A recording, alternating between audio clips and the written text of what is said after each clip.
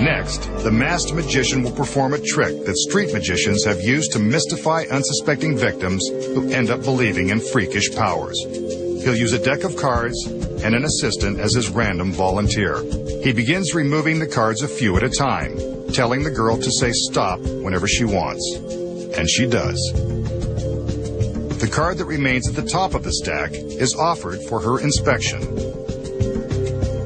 The magician turns his back so we can get a better look at the card and the girl. King of Clubs. He asks her to hold the card tightly to her chest. Lucky card. Then he shows her an ordinary lighter. That's a real flame. So remember, don't try this at home. Ouch! That's what happens when you play with fire. See? A blister. Painful. There it is, as if we needed a better look. Next, he tells the girl to concentrate on her card, promising to reveal it with his freaky powers. Looks like she wants him to prove it. Again, he takes the lighter and pinches the flame. Ouch! I told him it was hot. But what's this? Burned into his flesh are a K and a club for the King of Clubs. Freaky, isn't it? But I bet he's burning to tell us the secret. So, how did the magician reveal that he knew the chosen card by branding the image in his flesh? Here are the secrets. Let's start with the cards.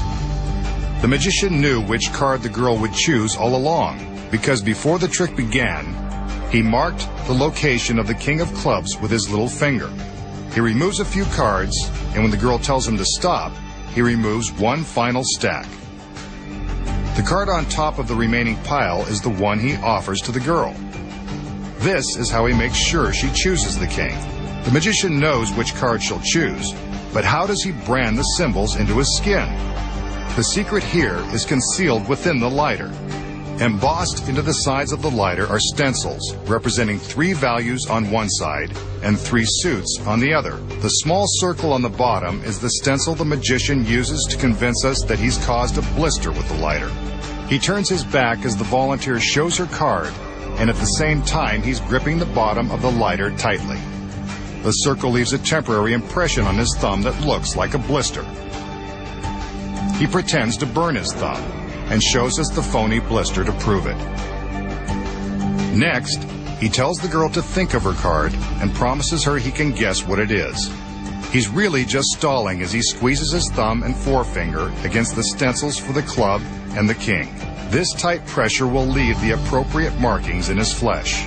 When he pretends to burn himself the second time, he can reveal the impressions which have been secretly left by the stencils. And now, you know the secrets.